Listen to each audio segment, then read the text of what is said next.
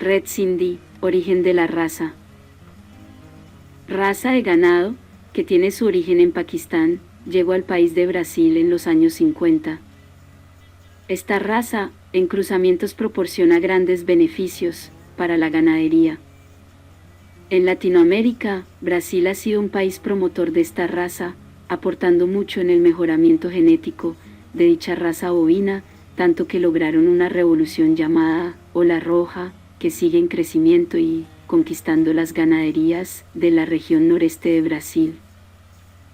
Las características que predominan en esta raza y que la hace atractiva para los ganaderos es que presenta pigmentos rojos muy marcados y por otro lado la rusticidad que presenta la raza Red Sindhi, ya que se adapta fácilmente a las variaciones de los climas sin afectar su capacidad productiva. Por esto y más, la raza Red Sindhi se presenta como una buena opción para crear un negocio ganadero muy rentable.